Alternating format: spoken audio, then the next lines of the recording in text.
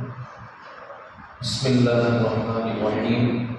الحمد لله نحمده ونستعينه ونستغفره ونؤمن به ونتوكل عليه ونعوذ بالله من شرور أنفسنا ومن سيئات أعمالنا. من يهده الله فلا مضل له ومن يضلله فلا هادي له، ونشهد أن لا إله إلا الله وحده لا شريك له، ونشهد أن سيدنا ومولانا محمدا عبده ورسوله أرسله بالحق بشيرا ونذيرا وداعيا إلى الله بإذنه وسراجا منيرا. أما بعد، أعوذ بالله من الشيطان الرجيم. بسم الله الرحمن الرحيم. لقد جاءكم رسول من أنفسكم عزيز عليه ما عنتم حريص عليكم بالمؤمنين رؤوف رحيم. صدق الله العلي العظيم.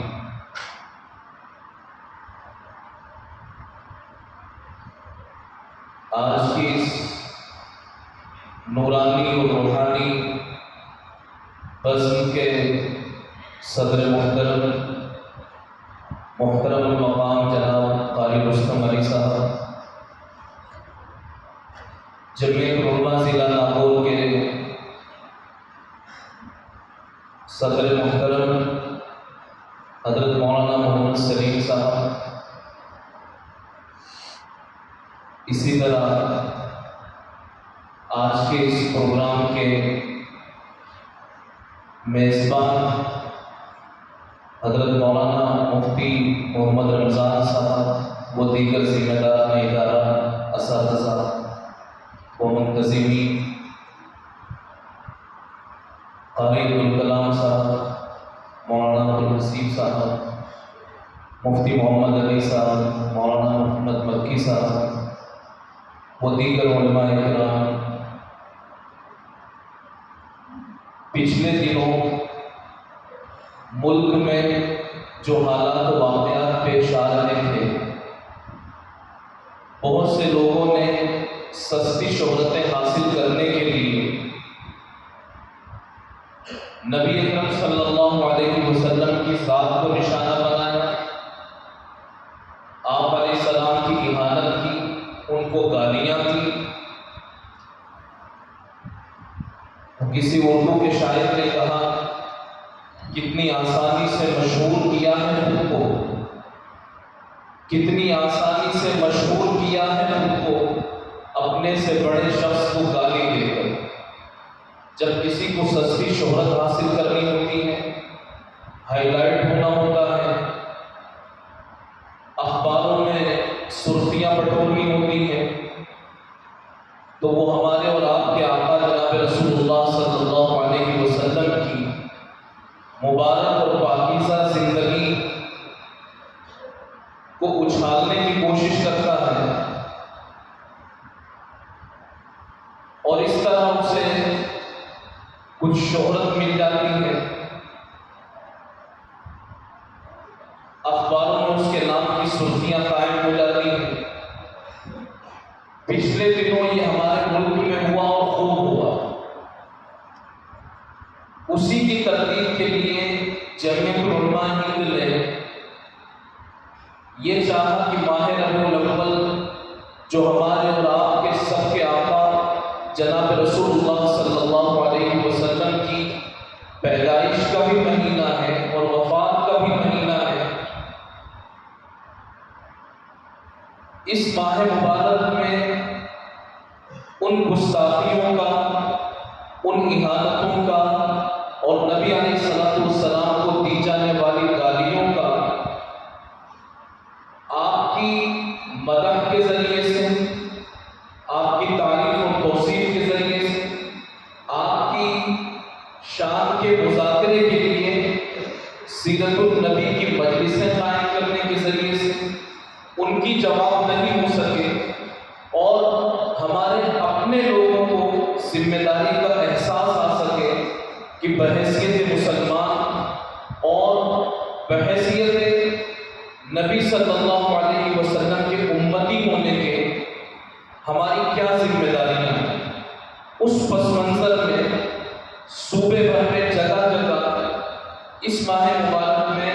مجلس سیرت محفل سیرت النبی کا انعقاد ہو رہا ہے، تقریباً 50 جگہ پر،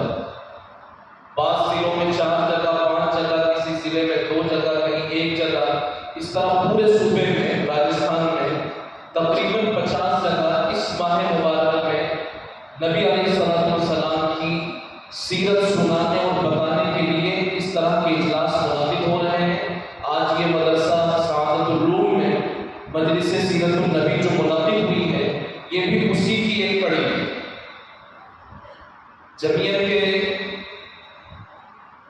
جمعیت علماء ہند کے صدر محترم، ابھی ترانے میں ان کا تذکرہ بھی آیا، حضرت مولانا محمود حسن صاحب مدنی دامت برکاتہم، انہوں نے یہ پیغام دیا، اور پھر جمعیت علماء راجستھان کی جو انتظامیہ باڈی ہے، قاری محمد امین صاحب صدر محترم، نائب صدور 4 ہیں، مولانا محمد یونس صاحب ہیں سیکر سے، مولانا محمد نعمان صاحب ہیں کرمودا سوائی مادھوپور سے، حافظ منظور صاحب جے پور سے، مولانا حبیب اللہ صاحب باڑمیر سے، اسی طرح جنرل سیکریٹری ہیں مولانا عبدالواحد قدری صاحب، اس کے قاضی اور کیشیئر ہیں مولانا محمد صاحب۔ ان تمام لوگوں نے مولانا محمود صاحب کا پیغام ملنے کے بعد اور پھر مشورہ کیا، اور صوبے بھر میں جگہ جگہ مجلس سیرت النبی منعقد ہو رہی ہے۔ اللہ تبارک و تعالیٰ ان بزرگوں کی فکروں کو ہمیں سمجھنے اور اس طرح کی مجلسوں سے کچھ پیغام لینے اور زندگیوں کو بدل دینے کے مضبوط فیصلے لینے کی اللہ ہمیں توفیق نصیب فرمائے۔ نبی صلی اللہ علیہ وسلم کا تذکرہ کرنا ہو تو آپ علیہ السلام کی شخصیت کے اتنے پہلو ہیں کہ کس شخصیت سے نبی علیہ السلام، کس پہلو سے نبی علیہ السلام کی سیرت کا،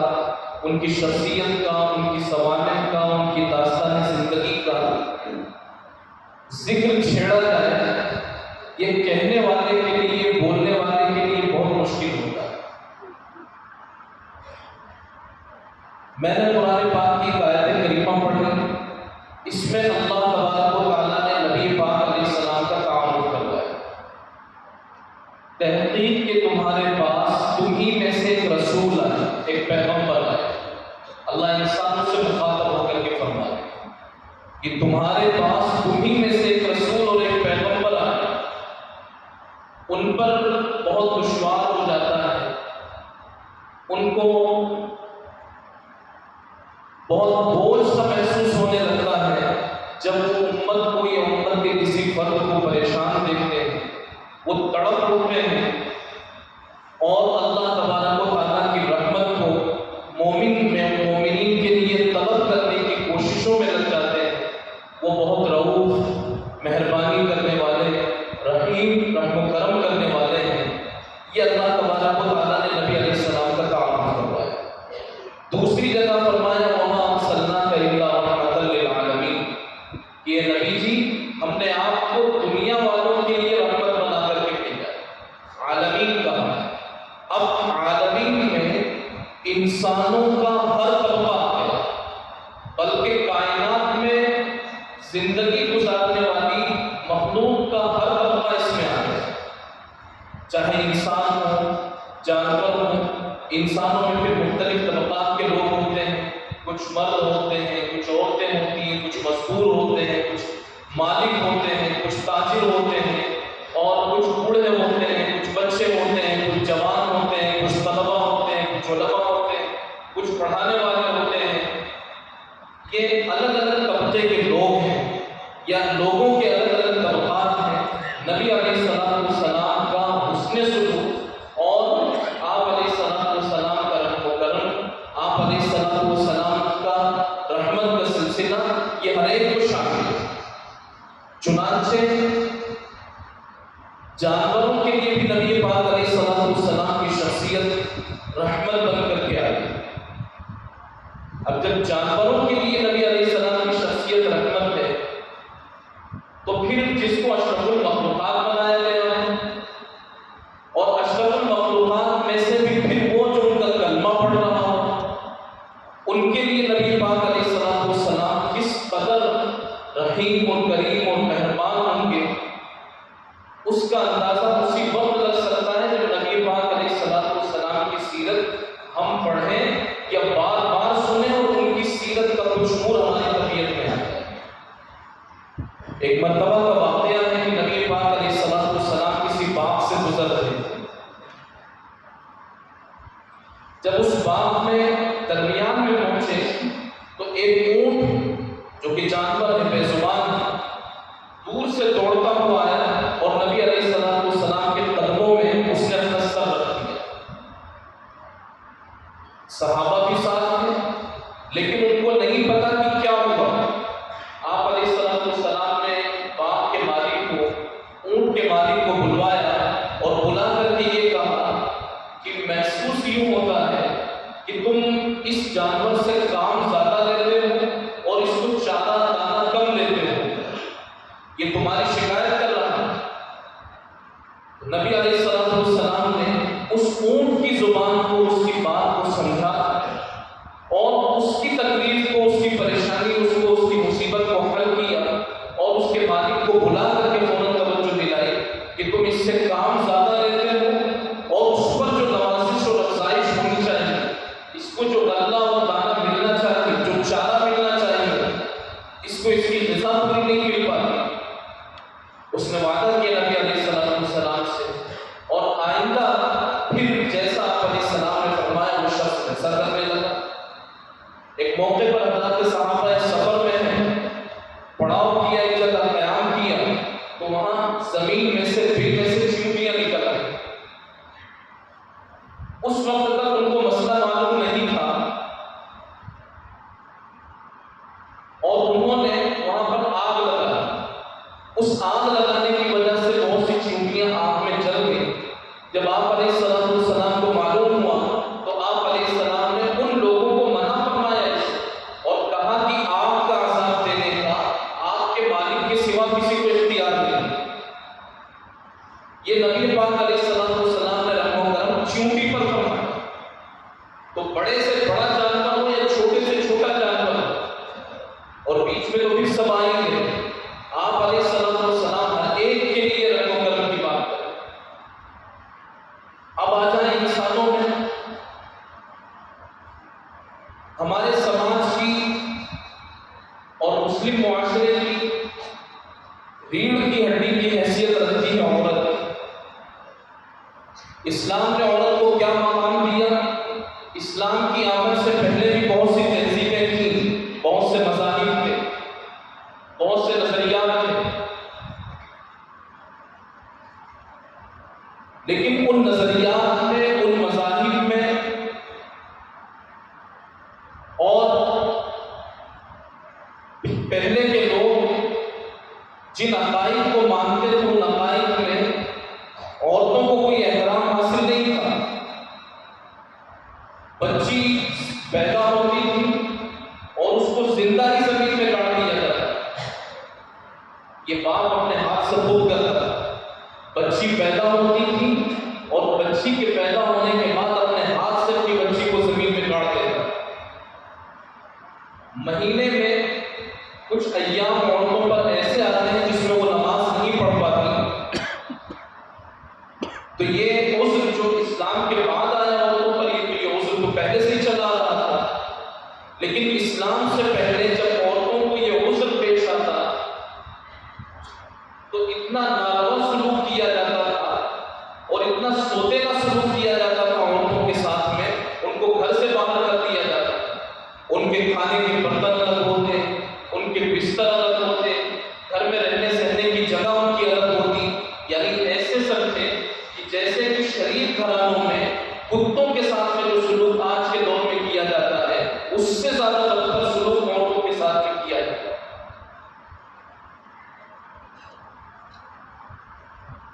بڑے بڑے مذاہب تھے، بڑے بڑے نظریات تھے اور بڑی عقیدتیں تھیں، بڑے عقائد تھے، لیکن عورتوں کے ساتھ یہ بدتمیزی اور عورتوں کے ساتھ میں یہ ناروا سلوک تھا۔ اور اسی ماحول میں نبی پاک علیہ السلام کی شخصیت وجود میں آئی۔ آپ علیہ السلام نے نعرہ لگانا تو بہت آسان ہے، بیٹی بچاؤ بیٹی پڑھاؤ، لیکن اس کو کردار میں ڈھال کر کے دکھانا یہ میرے اور آپ کے آقا جناب رسول اللہ صلی اللہ علیہ وسلم کا کام ہے۔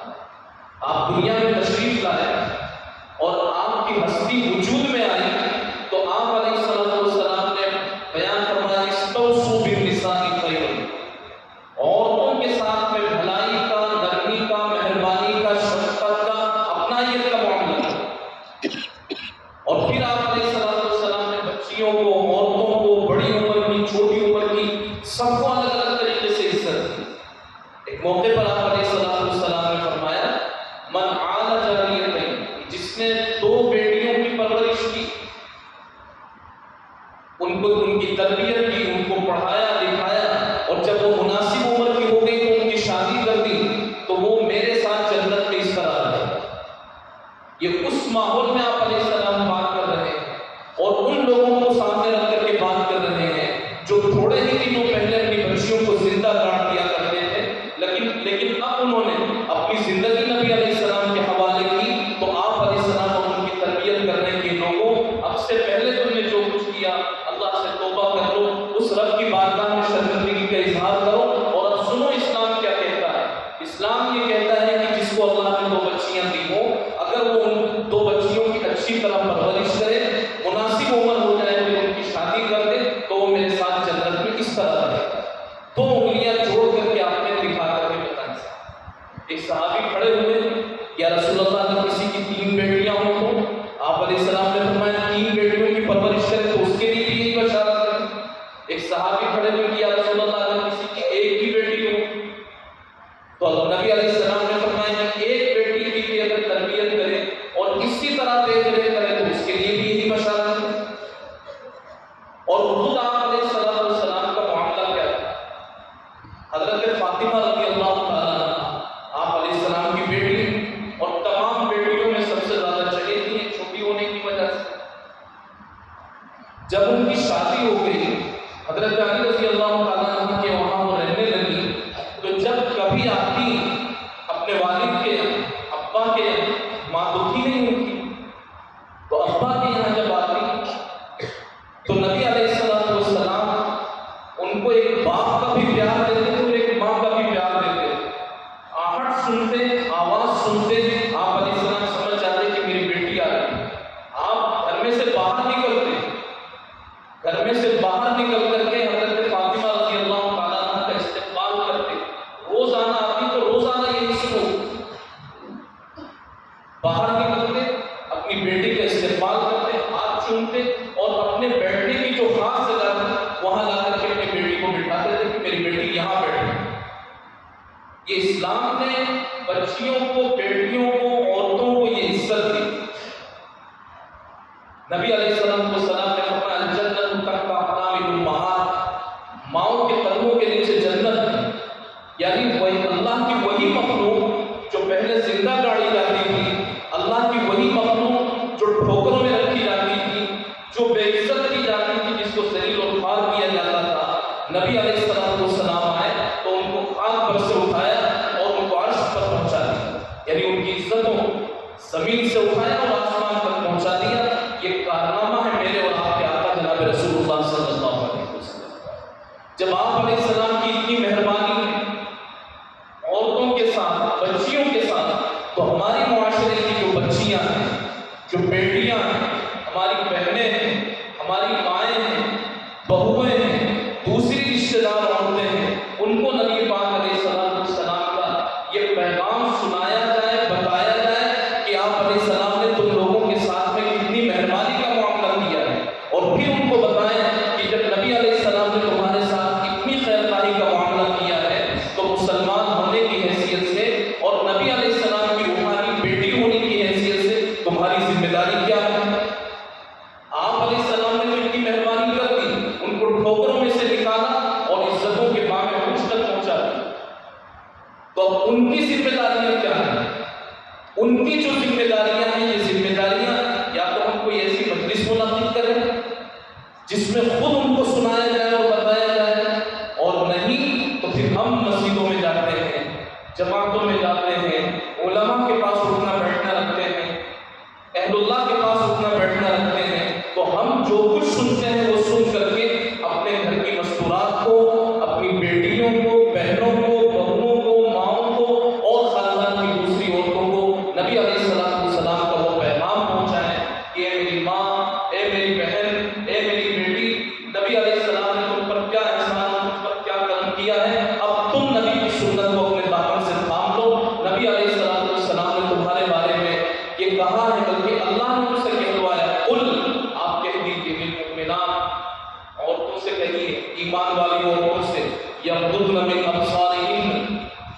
اپنی نگاہوں کو پست رکھیں، وَيَحْفَظْنَ فُرُوجَهُنَّ، اور اپنی عزت کی حفاظت کریں۔ یہ اللہ تبارک و تعالیٰ نبی علیہ السلام سے کہلوا رہے کہ آپ ایمان والی عورتوں سے کہہ دیجیے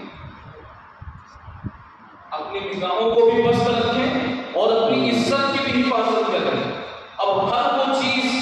جس سے کسی بچی کی عزت پامال ہوتی ہو، ہر وہ چیز جس کے ذریعے سے عورت کی عزت کم ہوتی ہو، ہمارے گھر کی عورتوں کو ان تمام چیزوں سے بچانا یہ ہماری ذمہ داری ہے۔ کپڑے ایسے ہونے چاہیے کہ جن کپڑوں کو پہننے کے بعد ہمارے گھر کی عورتیں باحیا نظر آئیں، بچی ہماری حیادار نظر آئے، ان کے بولنے چالنے کا انداز، ان کی تہذیب، ان کا رہن سہن ایسا ہونا چاہیے کہ لگے گا کہ یہ نبی علیہ السلام کی روحانی بیٹیاں ہیں۔ اسی طرح ان کے بچوں کی تربیت کرنے کا انداز، ماں باپ کے ساتھ رہن سہن کا انداز، اگر وہ ساس بن گئی ہے تو بہو کے ساتھ رہنے کا انداز، اگر وہ بہو ہے تو اپنی ساس کے ساتھ رہنے کا انداز، اس کا جو کچھ ہو دیکھ کر کے لگنا چاہیے کہ نبی علیہ السلام کی امت کی ایک بیٹی، اس لیے کہ نبی علیہ السلام نے جو ان کے ساتھ میں رحم و کرم اور فضل اور مہربانی کا معاملہ فرمایا، تو یہ قرض ہے ان کے ذمہ، اور یہ قرض ان کو کب سمجھ میں آئے گا؟ جب ہم اور آپ سمجھانے کی کوشش کریں۔ تو نبی علیہ السلام کی ذات گرامی یہ عورتوں کے لیے، بچیوں کے لیے، بیٹیوں کے لیے رحم و کرم بن کر، اسی طرح نبی علیہ السلام بوڑھوں کے لیے بھی رحم و کرم کا پیغام لے کر کے آئے۔ ایک مرتبہ نبی علیہ السلام نے فرمایا البرکۃ مع اکابرکم، تمہارے جو خاندان کے بڑے لوگ ان کے ساتھ اٹھتے بیٹھتے رہا کرو، تمہیں برکت ملے گی، چاہے وہ ہمارے دادا ہو، نانا ہو، بڑے ابا ہو، اور رشتے میں جو بھی بڑی عمر کے لوگ ہوتے ہیں، یا خود ہمارے والد اگر بوڑھے ہو جائیں، ان کے ساتھ اٹھنا بیٹھنا، ان کے ساتھ وقت گزارنا اللہ تبارک و تعالیٰ کی طرف سے برکت حاصل ہونے کا ذریعہ ہے۔ یہ نبی علیہ السلام نے فرمایا کہ تمہارے خاندان کے بزرگوں کے ساتھ ہم نے برکت کا معاملہ رکھا ہے، تو جو اگر ہم اپنے خاندانی بزرگوں کے ساتھ وقت گزاریں گے، ان سے سیکھیں گے رشتوں کو نبھانا، ان سے سیکھیں گے گھر کے نظام کو چلانا، تو وہ تو جو کچھ ملے گا وہ ملے گا ہی، لیکن ان کے ساتھ اللہ تبارک و تعالیٰ نے برکت بھی رکھی۔ اور ایک مرتبہ تو آپ علیہ السلام نے فرمایا ما اکرم شاب شیخا لسنہ، اگر کوئی جوان شخص کسی بوڑھے کا اکرام کرتا ہے اس کے بڑھاپے کی وجہ سے، الا طیب اللہ لہ من یکرمہ عند سنہ، تو اللہ تبارک و تعالیٰ اس کے لیے کوئی ایسا شخص عطا فرما دیں گے جو بڑھاپے کے زمانے میں اس کی بھی خدمت کرے گا اور اس کا اکرام کرے گا۔ اس حدیث پاک میں دو باتیں ہیں، ایک بات تو یہ کہ جو ہمارے نوجوان ہیں کہ اگر اپنے بوڑھوں کی خدمت کریں اور اپنے بوڑھوں کے ساتھ وقت گزاریں، بڑوں کے ساتھ میں، بزرگوں کے ساتھ میں رہنے کو اچھا سمجھیں اور ان کا اکرام کریں، تو اللہ تبارک و تعالیٰ جب یہ بوڑھا ہو جائے گا تو اس کے لیے بھی سہارا بنا دے گا۔ اور اس سہارا بنانے میں ایک بات یہ بھی آئی کہ اللہ تبارک و تعالیٰ اس کو لمبی زندگانی نصیب فرمائے۔ بہرحال نبی علیہ السلام کو ہم جس رخ سے، جس زاویے سے دیکھنا چاہیں، یہاں طلبہ بیٹھے ہوئے ہیں، نبی علیہ السلام نے ایک موقع پر فرمایا من کان فی طلب العلم کان الجنۃ فی طلبہ، کہ جو شخص جنت کی طلب میں، جو شخص علم کی طلب میں لگ جاتا ہے، جنت اس کی طلب میں لگ جاتی ہے۔ یہ طلبہ کے لیے نبی علیہ السلام کا رحم و کرم کہ جو علم کی طلب میں لگ جاتا ہے، جنت اس کی تلاش میں، اس کی طلب میں لگ جاتی ہے۔ علماء یہاں تشریف فرما ہے، نبی علیہ السلام نے ایک موقع پر فرمایا ان العلماء ورثۃ الانبیاء، علماء انبیاء کے وارث، علماء کو یہ مقام عطا فرمایا۔ ایک موقع پر فرمایا فقیہ واحد اشد علی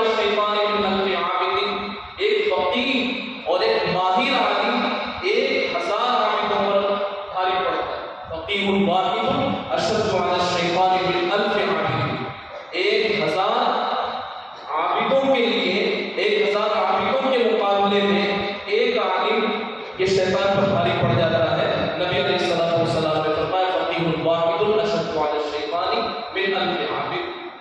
ایک صحابی آئے ایک موقع پر اور نبی علیہ السلام سے انہوں نے مصافحہ کیا تو ان کے ہاتھ بہت سخت تھے۔ آپ علیہ السلام نے ان سے پوچھا کہ کیا بات ہے تمہارے ہاتھ بہت سخت ہیں؟ انہوں نے کہا کہ یا رسول اللہ مجبور آدمی ہوں، پتھر توڑتا ہوں، اس محنت اور مشقت کی وجہ سے میرے ہاتھ سخت ہو گئے۔ آپ علیہ السلام نے ان کا ہاتھ پکڑ کر کے کہا القاسم حبیب اللہ، محنت کی کمائی کھانے والا اللہ کا دوست ہوتا ہے۔ تو یہ مزدوروں کے لیے،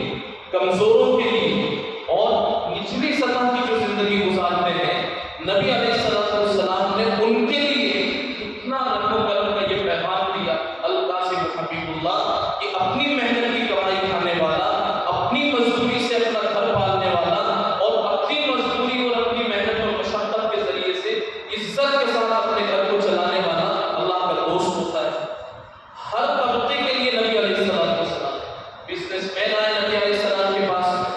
تو آپ علیہ السلام نے ان سے کہا تاجر الصدوق الامین مع النبیین والصدیقین والشہداء والصالحین۔ یہ تاجروں کے ساتھ اور بزنس مینز کے ساتھ نبی علیہ السلام کا حسن سلوک۔ آپ نے فرمایا تاجر الصدوق الامین، ایسا بزنس مین، ایسا تاجر، ایسا بیوپاری، الصدوق جو سچائی کو ہی ضروری سمجھے، الامین امانت داری کے ساتھ اپنا کاروبار کرے، مع النبیین والصدیقین، وہ نبیوں کے ساتھ اور صدیقین کے ساتھ اور شہداء اور نیکوکاروں کے ساتھ۔ جس زاویے سے بھی دیکھیں نبی پاک علیہ السلام کو، آپ علیہ السلام کی شخصیت رحم و کرم کا پیغام نظر آتی ہے۔ قیدیوں کے ساتھ میں نبی پاک علیہ السلام کا کیا سلوک تھا، غیر مسلموں کے ساتھ نبی پاک علیہ السلام کا کیا حسن سلوک تھا، ان کے لیے آپ کی ذات کیسے رحمت کی۔ ایک مرتبہ ایک صاحب جن کا نام ہے ثمامہ بن اثال،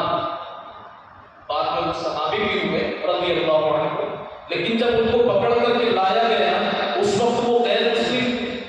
ان کو لایا گیا اور مسجد کے ستون سے باندھ دیا گیا۔ نبی علیہ السلام ان کے پاس میں آتے اور ان سے پوچھتے ماذا عندک یا ثمامہ، تمہارا کیا حال ہے؟ وہ کہتے ہیں عندی خیر، میرا لیے سب کچھ بہتر ہے، ٹھیک ہوں میں۔ اور پھر وہ ایک بات کہتے ہیں ان تقتلنی تقتل ظالمی وان تنعم علی شاکر، کہ حضور اگر آپ قتل کریں تو ایسے شخص کو قتل کریں گے جو قتل کا مستحق ہے، اور اگر آپ احسان کر دیں تو آپ ایک شکر گزاری کرنے والے پر احسان کریں گے۔ یعنی کہ میں تو قیدی بن کر کے آیا ہوں، اب آپ مجھے قتل کرنا چاہیں تو میں قتل کا مستحق بھی ہوں، اور اگر آپ مجھ پر احسان کر دیں تو مجھے آپ شکر گزار پائیں۔ نبی علیہ السلام کی بات سنتے چلے جاتے، اپنے لوگوں سے پوچھتے ہوئے ان کے کھانے کا خیال رکھنا، ان کا دودھ کا خیال رکھنا یا اور دوسری چیزوں کا کوئی پریشانی اور تکلیف تو نہیں ہوئی۔ دوسرے دن پھر آپ علیہ السلام آئے ان سے پوچھنے کے لیے ماذا عندک یا ثمامہ، انہوں نے یہی کہا عندی خیر، اور پھر یہی تقتلنی تقتل ظالمی وان تنعم علی شاکر، اگر آپ قتل کر دیں تو میرے قتل کا مستحق ہوں۔ ایک غیر مسلم اور قیدی ہے، اس سے نبی پاک علیہ السلام کا آپ علیہ السلام نے ان کی خیریت معلوم کی، کیسے ہوں، ٹھیک ہوں، آپ قتل کریں تو میں قتل کا مستحق ہوں، اور اگر آپ احسان کر دیں تو مجھے آپ شکر گزار پائیں گے۔ پھر نبی علیہ السلام نے اپنے لوگوں سے حال احوال لیا کہ ان کے ساتھ یا رسول اللہ ہر چیز کا خیال رکھا، چلے گئے آپ۔ تیسرے دن پھر یہی معاملہ ہوا، آپ علیہ السلام نے ان کے سامنے اسلام پیش نہیں کیا، صحابہ نے اپنے اخلاق پیش کیے ان کے ساتھ، ان کو مسجد سے باندھا گیا مسجد کے ستون میں، نبی علیہ السلام نے اپنے اخلاق پیش کیے، صحابہ نے ان کے سامنے اپنے اخلاق پیش کیے۔ بہت پڑھے لکھے انسان تھے، سوجھ بوجھ ان کی گہری تھی، اپنے قبیلے کے وہ سردار تھے، نبی پاک علیہ السلام کے اور ان کے ماننے والوں کے اخلاق 3 دن تک دیکھتے رہے۔ 3 دن تک جب نبی علیہ السلام نے دیکھا کہ اب یہ اسلام قبول نہیں کر رہے ہیں تو آپ علیہ السلام نے ان پر کوئی سختی نہیں کی، اپنے لوگوں کو یہ کہا کہ ان کی رسیاں کھول دو اور ان کو جانے دو۔ جب ان کی رسیاں کھولی گئی تو نبی پاک علیہ السلام کا چہرہ 3 دن دیکھ کر کے اور صحابہ کے اخلاق دیکھ کر کے ان کی طبیعت میں اتنی نورانیت پیدا ہو گئی تھی کہ قریب کے ایک چشمے پر وہ گئے، انہوں نے غسل کیا اور غسل کر کے نبی پاک علیہ السلام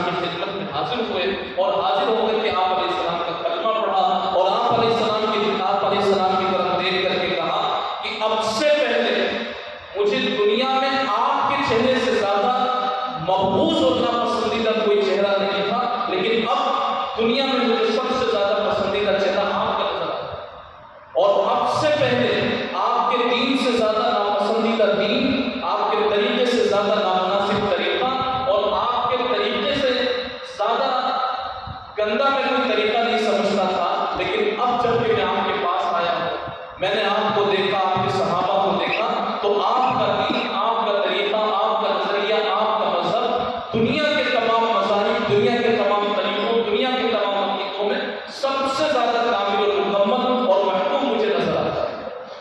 تو یہ نبی پاک علیہ السلام نے ان کو اس غیر مسلم قیدی کو جو متاثر کیا وہ اپنے اخلاق سے،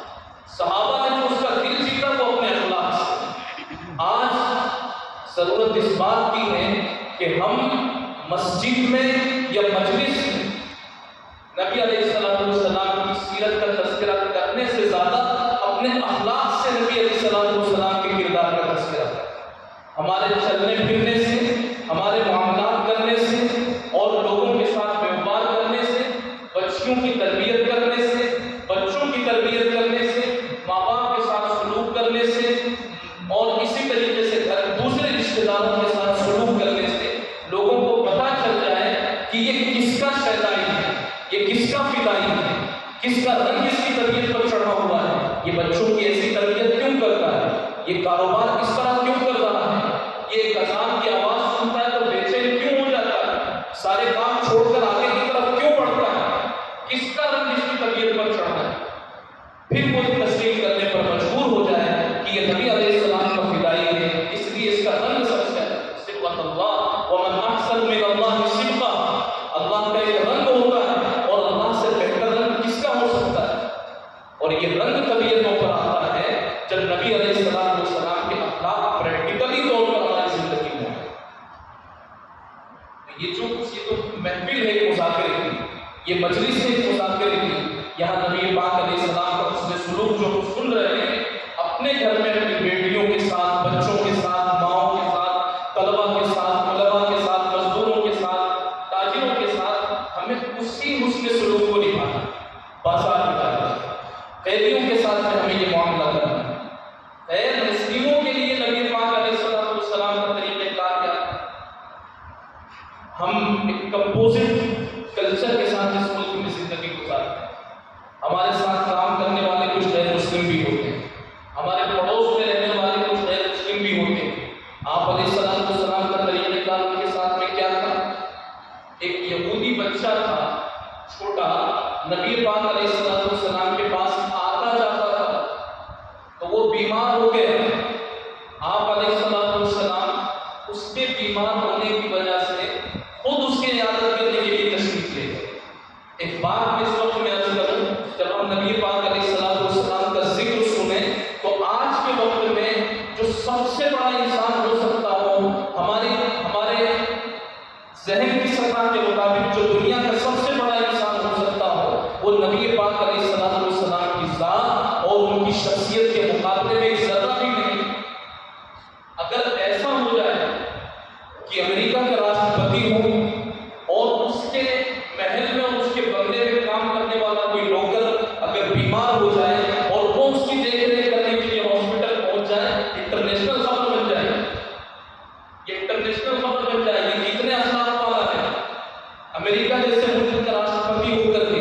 بھارت جیسے ملک کا وزیر اعظم ہو کر کے اور اپنے بنگلے میں کام کرنے والے نوکر چاکر کے بیمار ہونے کی وجہ سے وہ اس کی دیکھ ریکھ کرنے کے لیے ہاسپٹل پہنچ گیا، یہ انٹرنیشنل خبر بنے گی۔ یہ خبر کتنی اہم ہو سکتی ہے، اس سے زیادہ کئی گنا زیادہ اہم خبر یہ ہے کہ نبی علیہ السلام ایک یہودی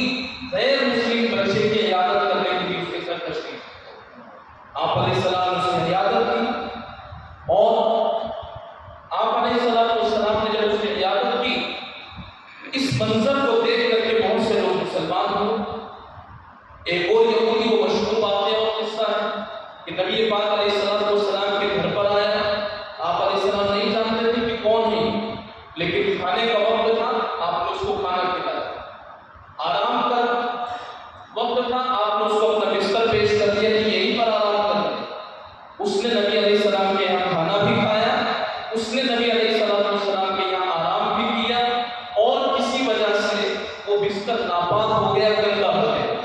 پاخانہ یا پیشاب کر لیا، اور صبح کے وقت میں وہ نبی علیہ السلام کو بتائے بغیر چپ چاپ چلا گیا۔ حالانکہ ہونا تو یہ چاہیے تھا کہ مہمان ہے تو میزبان سے مل ذکر کرتا، لیکن اس سے گوزر پیش آ گیا تھا، شرمندگی کی وجہ سے وہ بھاگ گیا، لیکن جاتے جاتے اپنی تلوار یا اور کوئی سامان نہیں چھوڑ گیا۔ جب کچھ دور چلا گیا تو پھر اس کو یاد آیا کہ میری تلوار تو وہاں رہ گئی۔ وہ نبی پاک علیہ السلام کے پاس آیا لینے کے لیے، تو کیا دیکھتا ہے کہ وہ بستر جس کو میں نے بدبودار کیا، وہ بستر جس کو میں نے گندا کیا، جس کو میں نے ناپاک کیا، کائنات کا نظام جس کے ہاتھوں میں ہے اور جس کی برکت سے کائنات کا نظام چل رہا ہے، اسی ہاتھوں میں وہ گندی چادر ہے، اور وہ اپنے ہاتھ سے پانی ڈال ڈال کر کے اس کو صاف کرتے جاتے ہیں اور دھوتے جاتے ہیں۔ جب اس نے دیکھا تو حیرت سے وہ دیکھتا رہ گیا کہ اتنا بڑا انسان جس کی وجہ سے اس دنیا کو وجود بخشا گیا، یہ میری گندگی ہو، یہ میری ناپاکی کو اپنے ہاتھ سے صاف کرے۔ بس یہ منظر اس نے دیکھا اور وہیں وہ سر دے گیا تھا، اور نبی پاک علیہ السلام کے ہاتھ میں ہاتھ دے کر کے اس نے کلمہ پڑھا، حلقہ بگوش اسلام۔ تو اسلام اس طریقے سے پھیلا ہے، اخلاق سے پھیلا ہے اسلام۔ یہ نبی پاک علیہ السلام کا حسن سلوک تھا غیر مسلموں کے ساتھ، یعنی ان کے پاخانے تک نبی پاک علیہ السلام نے صاف کی، ان کی غلاظتیں اور گندگیاں، ان کی بدبوئیں نبی پاک علیہ السلام نے اپنے ہاتھ سے صاف کی۔ پھر یہ اسلام پھیلا، اس قربانی کے ساتھ اسلام پھیلا ہے۔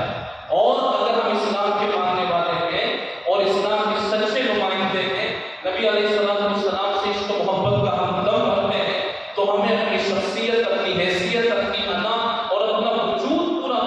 پسپا کر کے اور پورا وجود اپنا ختم کر کے اسلامی شریعت کو، نبی کی سنتوں کو، نبی کے طریقوں کو سر بلند رکھنا چاہیے، سراتوں پر رکھنا چاہیے کہ میں رہوں یا نہ رہوں، لیکن حضور کا طریقہ قائم رکھنا چاہیے۔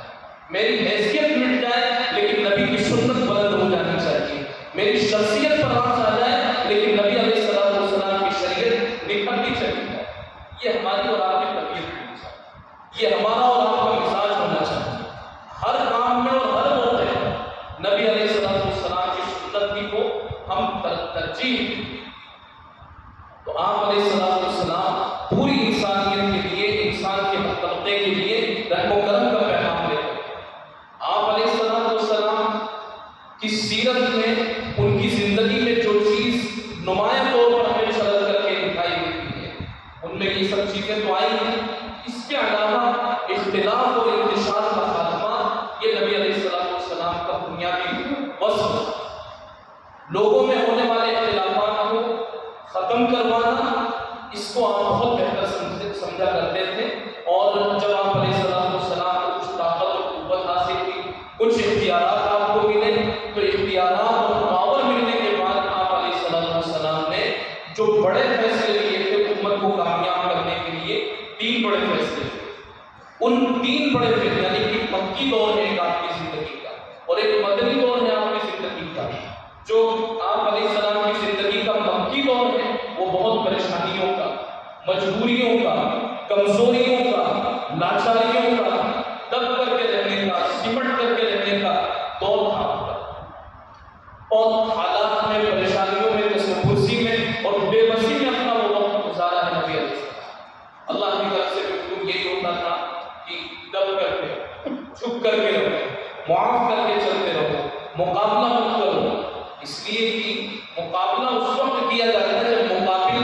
جو ہمارے مقابل ہیں، ہم ان سے مقابلہ کرنے کے لیے، ان سے مقابلہ کرنے کے ہم قابل ہو، اس وقت مقابلہ کیا جاتا ہے۔ اور اگر وہ اقلیت میں تھے، تھوڑے سے تھے، اس لیے اللہ کی طرف سے بھی منع ہے، مقابلہ نہیں کرنا ہے، معاف کرتے رہو، دب کر کے رہو۔ تو وہ مظلومی کی، بے بسی کی، لاچاری کی زندگی گزار رہے تھے۔ مکہ المکرمہ، مدینہ المنورہ جب پہنچے، اللہ کے حکم سے پہنچے، ہجرت ہوئی، مکہ المکرمہ سے ہجرت کر کے مدینہ المنورہ پہنچ گئے۔ تو مدینہ المنورہ یہ نبی پاک علیہ السلام کی زندگی کا دوسرا دور ہے، جس کو مدنی دور کہا جاتا ہے۔ یہ شان و شوکت کا دور ہے، اسلام کے عروج کا دور ہے، اسلام کو دنیا کے مذاہب میں مرکزیت حاصل ہونے کا دور ہے۔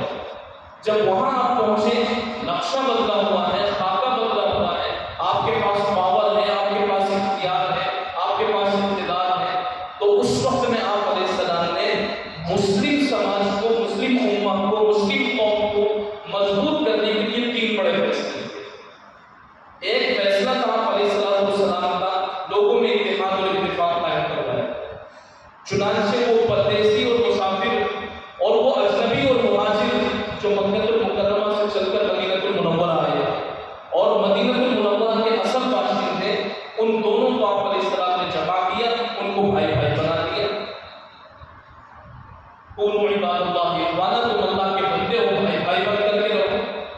مدینہ المنورہ میں رہنے والے جو لوگ تھے ان میں آپس میں بہت اختلاف تھا. آپ علیہ السلام نے ان کو بھی جوڑا,